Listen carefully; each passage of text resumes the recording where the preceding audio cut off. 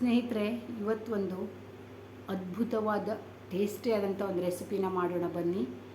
ಅದು ಏನು ಗೊತ್ತಾ, ಉತ್ತರ ಭಾರತದ ಅಂದರೆ ನಾರ್ತ್ ಇಂಡಿಯಾದಲ್ಲಿ ಫೇಮಸ್ಸು ಅದು. ಅಂದರೆ ನನಗೂ ತುಂಬ ಇಷ್ಟ, ನಮ್ಮ ಮನೇಲಿ ಎಲ್ಲರಿಗೂ ತುಂಬ ಅಂದರೆ ತುಂಬ ಇಷ್ಟ. ಕಡಿ ಪಕೋಡ. ಉತ್ತರ ಭಾರತದ ಅಂದರೆ ನಾರ್ತ್ ಇಂಡಿಯಾದ ಒಂದು ಫೇಮಸ್ ರೆಸಿಪಿ ಕಡಿ ಪಕೋಡ. ಭಾಳ ಚೆನ್ನಾಗಿರುತ್ತೆ. ಅದನ್ನು ಹೇಗೆ ಮಾಡೋದು ಅಂತ ನೋಡೋಣ ಬನ್ನಿ. ನಾನಿಲ್ಲಿ ಒಂದು ಬೌಲಲ್ಲಿ ಕಡಲೆ ಹಿಟ್ಟನ್ನು ತಗೊಂಡಿದ್ದೀನಿ. ಒಂದು ಅರ್ಧಕ್ಕಿಂತ ಸ್ವಲ್ಪ ಜಾಸ್ತಿ ಬೌಲು. ನಿಮಗೆ ಎಷ್ಟು ಕ್ವಾಂಟಿಟಿಯಲ್ಲಿ ನೀವು ಎಷ್ಟು ಜನರಿಗೆ ಮಾಡ್ತೀರೋ ಅಷ್ಟು ಜನರಿಗೆ ನೀವು ತಗೊಳ್ಬೋದು. ಒಂದು ಪಾತ್ರೆಯಲ್ಲಿ ಕಡಲೆ ಹಿಟ್ಟನ್ನು ಹಾಕಿ, ಇದು ನಾನು ಮನೆಯಲ್ಲೇ ಹೆಪ್ಪಾಕಿರುವಂಥದ್ದು, ಮನೆಯಲ್ಲೇ ಮಾಡಿರುವಂಥ ಮೊಸರನ್ನು ನಾನು ತಗೊಳ್ತಾ ಇದ್ದೀನಿ. ನೀವು ಮೊಸರು ತುಂಬ ಹುಳಿ ಇತ್ತು ಅಂದರೆ ಸ್ವಲ್ಪ ಕಡಿಮೆ ತಗೊಳ್ಬೋದು.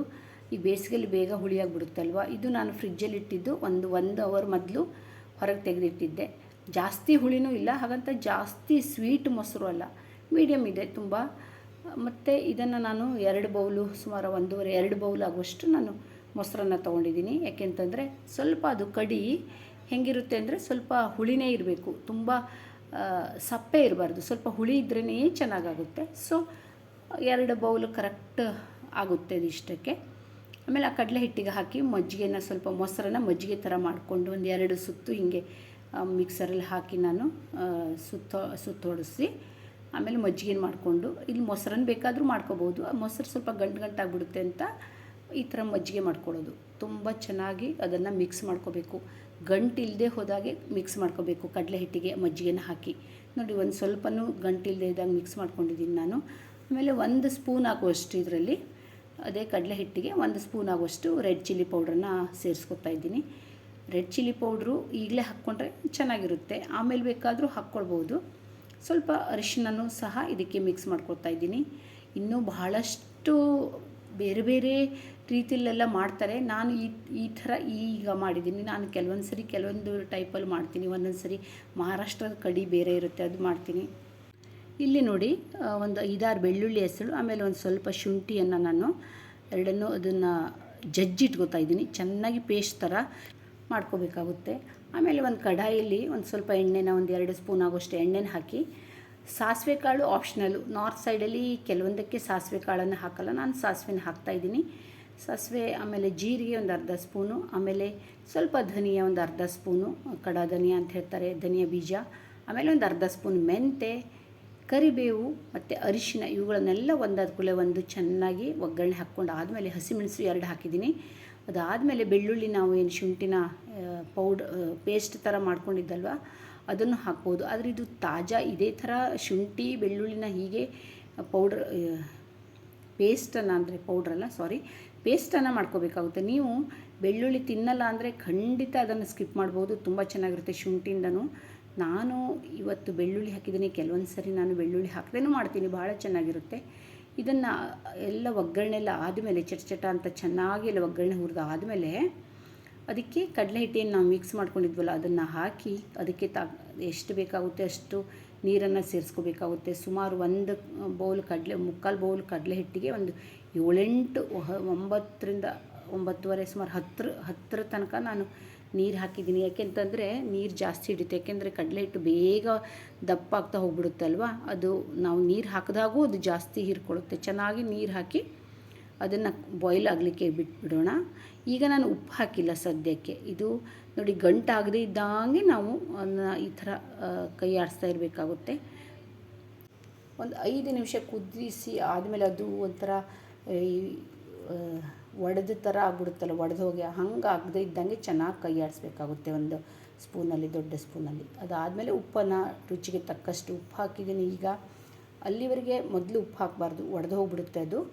ಆಮೇಲೆ ನಾನು ಇಲ್ಲೇನು ಕಡಲೆ ಹಿಟ್ಟನ್ನು ಒಂದು ಅರ್ಧ ಬೌಲ್ ಆಗುವಷ್ಟು ತೆಗೆದಿಟ್ಕೊಂಡಿದ್ದೀನಿ. ಇದು ಪಕೋಡಕ್ಕೆ ಜಾಸ್ತಿ ಏನು ಹಾಕಲ್ಲ, ಸಿಂಪಲ್ಲಾಗಿ ಉಪ್ಪು ಮತ್ತು ಜೀರಿಗೆನ ಹಾಕಿ ಪಕೋಡಕ್ಕೆ ನಾನು ಹಿಟ್ಟನ್ನು ಮಿಕ್ಸ್ ಮಾಡ್ಕೊತಾ ಇದ್ದೀನಿ. 1 ಚಿಟಿಕೆ ಅದಕ್ಕೆ ಸೋಡಾನ ಹಾಕಿ ಮಿಕ್ಸ್ ಮಾಡ್ಕೊತಾ ಇದ್ದೀನಿ. ಇಲ್ಲಿ ಇದು ಹೀಗೆ ಕುದೀತಾ ಇರಬೇಕು. ಮಧ್ಯೆ ಈ ಥರ ನಾನು ಸೌಟಲ್ಲಿ ಕೈ ಆಡಿಸ್ತಾನೂ ಇದ್ದೀನಿ, ಇಲ್ಲ ಅಂದರೆ ಅದು ಗಂಟು ಆಗಿಬಿಡುತ್ತೆ ಅಂತ ಅದನ್ನು ಅಲ್ಲಿ ಮಧ್ಯ ನೋಡ್ತಾ ಇದ್ದೀನಿ. ಆಮೇಲೆ ಇಲ್ಲಿ ಕಡಲೆ ಹಿಟ್ಟು ಒಂದು ಪಾತ್ರೆಗೆ ಏನು ಹಾಕ್ಕೊಂಡಿದ್ವಿ ಅಲ್ವಾ, ಏನು ಮಜ್ಜಿಗೆ ಜೊತೆ ಕಲಸಿಟ್ಕೊಂಡಿದ್ವಿ, ಅದೇ ಪಾತ್ರೆಗೆ ನಾನು ಹಾಕಿದ್ದೀನಿ ಕಡಲೆ ಹಿಟ್ಟನ್ನು. ಸ್ವಲ್ಪ ನೀರು ಹಾಕಿ ಪಕೋಡ ಹೇಗೆ ಮಾಡ್ತೀವಿ ನೋಡಿ, ಅದೇ ಥರ ಇದನ್ನು ಮಿಕ್ಸ್ ಮಾಡ್ಕೋಬೇಕಾಗುತ್ತೆ. ಫ್ರೆಂಡ್ಸ್, ನೀವು ಜಾಸ್ತಿ ನನ್ನ ವೀಡಿಯೋನ ಸ್ಕಿಪ್ ಮಾಡದೆ ನೋಡಿದ್ರೆ ನಿಮ್ಗೆ ಅರ್ಥ ಆಗುತ್ತೆ. ಸ್ಕಿಪ್ ಮಾಡಬೇಡಿ ಪ್ಲೀಸ್ದು. ಭಾಳಷ್ಟು ಜನರು ಸ್ಕಿಪ್ಪೇ ಮಾಡಿಬಿಡ್ತಾರೆ. ಹಂಗೆ ನೋಡಿದರೆ ಇದು ನಾರ್ತ್ ಇಂಡಿಯನ್ ಒಂದು ರೆಸಿಪಿ ನಿಮಗೆ ಗೊತ್ತಾಗಲ್ಲ. ಒಂದ್ಸರಿ ಟ್ರೈ ಮಾಡಿ ನೋಡಿ, ತುಂಬ ಚೆನ್ನಾಗಿರುತ್ತೆ. ಇಲ್ಲಿ ನಾನು ಕಡಲೆ ಹಿಟ್ಟನ್ನು ಚೆನ್ನಾಗಿ ಅದನ್ನು ಕಲಿಸ್ಕೊಂಡಿದ್ದೆ. ಸ್ವಲ್ಪ ಸೋಡಾನು ಹಾಕಿದ್ದೆ ಅಲ್ವಾ, ತುಂಬ ಚೆನ್ನಾಗಿ ಬಂದಿದೆ ಹಿಟ್ಟು, ಫ್ಲಫಿಯಾಗಿ. ಎಣ್ಣೆ ಮೀಡಿಯಮ್ ಫ್ಲೇಮಲ್ಲಿ ಇಟ್ಕೊಂಡು ನಾನು ಸ್ವಲ್ಪನೇ ಎಣ್ಣೆ ಹಾಕ್ಕೊಂಡಿದ್ದೀನಿ, ಜಾಸ್ತಿ ಎಣ್ಣೆ ಹಾಕಬಾರ್ದು. ಈ ಥರ ಪಕೋಡನ ಬಿಡ್ತಾಯಿದ್ದೀನಿ. ಸಣ್ಣ ಸಣ್ಣ ಪಕೋಡ ಬಿಟ್ಟರು ಎಷ್ಟು ದೊಡ್ಡಾಗುತ್ತೆ ಗೊತ್ತಾ. ಯಾಕೆಂದರೆ ನಾವು ಈಗ ಸೆಕೆಗೆ ನಾವು ಸೋಡಾ ಬೇಕೇ ಆಗಲ್ಲ. ಸ್ವಲ್ಪನೇ ಹಾಕಿದ್ದೆ ನಾನು, ಒಂದು ಪಿಂಚ್ ಆಫ್ ಸೋಡಾ ಅಂತ ಹೇಳ್ತೀವಲ್ಲ ಅಷ್ಟೇ. ಆದರೂ ಎಷ್ಟು ಚೆನ್ನಾಗಿ ಉಬ್ಬುತ್ತಾ ಇದೆ ಗೊತ್ತಾ. ಸೋಡಾ ಹಾಕಿದ್ದು ಇಲ್ಲಿ ವೀಡಿಯೋದಲ್ಲಿ ಬಂತೋ ಇಲ್ವೋ, ಸ್ಕಿಪ್ ಆಯಿತೋ ಗೊತ್ತಿಲ್ಲ. ಹಾಗೆ ಮಾಡಿದ್ದೀನಿ ವೀಡಿಯೋ, ಬಹುಶಃ ಇದರಲ್ಲಿ ಬಂದಿದೆಯೋ ಇಲ್ಲೋ ನಾನು ನೋಡಿಲ್ಲ. ತೋ ಅಂದರೆ ಏನು, ಸ್ವಲ್ಪನೇ ಹಾಕಿದ ಮೇಲೆ ಈ ಥರ ಎರಡೂ ಕಡೆಯೂ ಚೆನ್ನಾಗಿ ಇದನ್ನು ಇದು ಮಾಡ್ತಾಯಿರ್ ಮಗಚಿ ಆ ಕಡೆ ಈ ಕಡೆ ಉಲ್ಟಾ ಪಲ್ಟಾ ಮಾಡ್ತಾಯಿರಬೇಕು. ಪಕೋಡನ ಎಲ್ಲ ಕಡೆ ಬೇಯಲಿಕ್ಕೆ ಬಿಡಬೇಕು. ಇದು ಚೆನ್ನಾಗಿ ಬೇಯೋ ಹಾಗೆ. ಮತ್ತು ಎಣ್ಣೆ ಜಾಸ್ತಿ ಹಾಕ್ಕೊಂಡ್ಬಿಟ್ರೆ, ಎಣ್ಣೆಲಿ ಮುಳುಗ್ಬಿಟ್ರೆ ಅದು ಹೆಂಗೆಂಗೂ ಆಗಿಬಿಡುತ್ತೆ ಪಕೋಡ ಸೈಜು. ಈ ರೌಂಡನ್ನೇ ಆಗಬೇಕು. ಸ್ವಲ್ಪ ಇದು ಸ್ಟೀಲ್ ಪಾತ್ರೆ ಆಗಿದ್ದಕ್ಕೆ, ಕಡಾಯಿ ಆಗಿದ್ದಕ್ಕೆ ಸ್ವಲ್ಪ ತಳ ಹಿಡ್ಕೊತಾಯಿತ್ತು, ಆದರೂ ಏನೂ ಪ್ರಾಬ್ಲಮ್ ಆಗೋಲ್ಲ. ಈ ಕಲರಲ್ಲಿ ಬಂದ ಮೇಲೆ ಪಕೋಡನ ಚೆನ್ನಾಗಿ ಇದನ್ನು ತೆಗೆದು ಇನ್ನೂ ಒಂದು ಕಡಾಯಿಯಲ್ಲಿ ಮತ್ತೊಂದು ಸರಿ ಬೇಯಿಸ್ತಾ ಇದ್ದೀನಿ. ತುಂಬ ಚೆನ್ನಾಗಿ ಒಂದು ಪಕೋಡ ರೆಡಿ ಆಯಿತು. ಇದನ್ನು ಹೀಗೇನೂ ತಿನ್ಬೋದು, ಆದರೆ ಇದರಲ್ಲಿ ಖಾರ ಏನಿಲ್ಲ, ಸಿಂಪಲ್ ಆಗಿದೆ ನೋಡಿ. ಇಷ್ಟು ಪಕೋಡ ಮಾಡಿದ್ದೀನಿ. ಅದನ್ನು ಈ ನಾನು ಮಾಡಿಟ್ಕೊಂಡಿರೋ ಕಡಿಗೆ ಹಾಕ್ತಾಯಿದ್ದೀನಿ. ಆ್ಯಕ್ಚುಲಿ ಇದು ಕಡಿ ಅಂತೂ ರೆಡಿಯಾಗಿದೆ. ನಾನು ಗ್ಯಾಸ್ ಆಫ್ ಮಾಡಿ ಇಳಿಸಿಟ್ಟಿದ್ದೆ.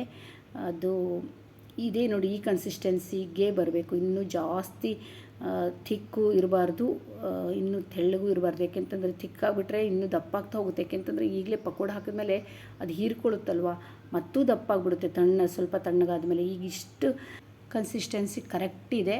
ಅಲ್ಲಿಗೆ ನಾನು ಗ್ಯಾಸನ್ನು ಆಫ್ ಮಾಡಿದ್ದೆ.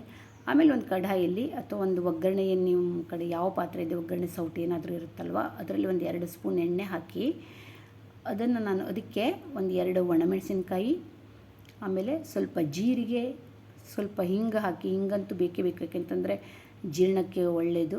ಇದಿಷ್ಟನ್ನು ಹಾಕಿ ಒಂದು ಸಣ್ಣ ಒಗ್ಗರಣೆ ಕೊಡೋಣ. ಗ್ಯಾಸ್ ಆಫ್ ಮಾಡಿದ್ದೀನಿ. ಅದಾದಮೇಲೆ ಒಂದು ಸ್ವಲ್ಪ ರೆಡ್ ಚಿಲ್ಲಿ ಪೌಡರ್ನ ಮತ್ತೆ ಹಾಕ್ತಾಯಿದ್ದೀನಿ. ಇದು ಒಗ್ಗರಣೆಗೆ ಹಾಕಬಾರ್ದು, ಆದರೆ ಗ್ಯಾಸ್ ಆಫ್ ಮಾಡಿದ್ಮೇಲೆ ಹಾಕಬೇಕಾಗುತ್ತೆ. ಇಲ್ಲಾಂದ್ರೆ ಕತ್ತಿ ಒಂಥರ ಕಲರೆಲ್ಲ ಚೇಂಜ್ ಆಗಿಬಿಡುತ್ತೆ ಈ ರೆಡ್ ಚಿಲ್ಲಿ ಪೌಡ್ರು. ಇಷ್ಟೇ ಇದು ಮಾಡಿದ್ಮೇಲೆ ಒಂದು ಆ ಒಗ್ಗರಣೆನ ಇಲ್ಲಿ ಈ ಕಡಿಗೆ ಏನು ನೋಡಿ, ಈಗಲೇ ಹೆಂಗಾಗಿದೆ ಇದು, ಒಳ್ಳೆ ಪಕೋಡೆಲ್ಲ ಉಬ್ಕೊಂಡು ಹೆಂಗಾಗಿದೆ. ಇದನ್ನೆಲ್ಲ ಹಾಕಿ ಈ ಥರ ಒಂದು ಮಿಕ್ಸ್ ಮಾಡಿಬಿಟ್ರೆ ಒಗ್ಗರಣೆ ತುಂಬ ಕಲರ್ಫುಲ್, ತುಂಬ ಟೇಸ್ಟಿಯಾದ ಕಡಿ ರೆಡಿ ಆಯಿತು ಫ್ರೆಂಡ್ಸ್. ಇದು ಎಷ್ಟು ಚೆನ್ನಾಗಿರುತ್ತೆ ಗೊತ್ತಾ. ಉತ್ತರ ಭಾರತದ ಕಡೆ ಪ್ರತಿಯೊಬ್ಬರು ಮನೆಯಲ್ಲೂ ಮಾಡ್ತಾರೆ. ಬೇರೆ ಬೇರೆ ಟೈಪಲ್ಲಿ ಮಾಡ್ತಾರೆ, ಬೇರೆ ಬೇರೆ ಥರದ್ದು ಇರುತ್ತೆ. ಒಬ್ಬೊಬ್ಬರು ಒಂದೊಂದು ಥರ ಮಾಡ್ತಾರೆ.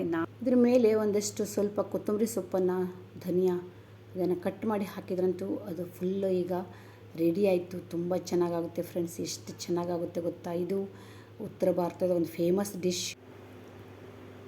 ನೋಡಿದ್ರ ಸ್ನೇಹಿತರೆ, ಇದು ಉತ್ತರ ಭಾರತದ ಫೇಮಸ್ ಕಡಿ ಅಂತ ಹೇಳ್ತಾರೆ ಇದಕ್ಕೆ. ರೆಸಿಪಿ ತುಂಬಾ ಚೆನ್ನಾಗಿರುತ್ತೆ. ನಮ್ಮನೇಲಂತೂ ತಿಂಗಳಲ್ಲಿ ಒಂದು ಸರಿ ಖಂಡಿತ ಮಾಡೇ ಮಾಡ್ತೀನಿ ನಾನು. ಅಷ್ಟಿಷ್ಟ ಎಲ್ರಿಗೂ. ನಾವು ಬಾಯಿ ಚಪ್ಪರಿಸ್ಕೊಂಡು ಕೈ ಬೆರಳೆಲ್ಲ ನೆಕ್ಕೊಂಡು ಊಟ ಮಾಡ್ತೀವಿ, ಅಷ್ಟು ರುಚಿಯಾಗಿರುತ್ತೆ.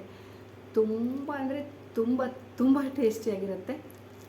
ನೀವು ಒಂದ್ಸರಿ ಈ ಥರ ಟ್ರೈ ಮಾಡಿ. ಇದು ಉತ್ತರ ಭಾರತದ ಕಡಿ ಅಂತಲೇ, ಅಂದರೆ ಕಡಿ ಪಕೋಡ ಅಂದರೆ ಉತ್ತರ ಭಾರತದಲ್ಲಿ ತುಂಬ ಅಂದರೆ ತುಂಬ ಫೇಮಸ್ಸು. ನಮಗಂತೂ ಎಲ್ಲರಿಗೂ ಇಷ್ಟ, ನಿಮಗೂ ಇಷ್ಟ ಆಗುತ್ತೆ. ಖಂಡಿತ ಒಂದು ಸರಿ ಟ್ರೈ ಮಾಡಿ ನೋಡಿ ಹೇಗಿದೆ ಅಂತ. ಬಹಳ ಚೆನ್ನಾಗಿದೆ, ಒಂದು ಸರಿ ಮಾಡಿ ನೋಡಿ. ಈ ಕಡಿ ಪಕೋಡ ರೆಸಿಪಿ ಇಷ್ಟ ಆದರೆ ಒಂದು ಲೈಕ್ ಮಾಡಿ, ಕಾಮೆಂಟ್ ಮಾಡಿ, ಶೇರ್ ಮಾಡಿ, ಹಾಗೂ ಸಬ್ಸ್ಕ್ರೈಬ್, ಫಸ್ಟ್ ಟೈಮ್ ಬಂದಿದ್ದಿದ್ರೆ ಸಬ್ಸ್ಕ್ರೈಬ್ ಮಾಡ್ಕೊಂಡು ನೋಡಿ ಅಂತ ಹೇಳ್ತಾ ಈ ವಿಡಿಯೋನ ಎಂಡ್ ಮಾಡ್ತೀನಿ. Thank you friends.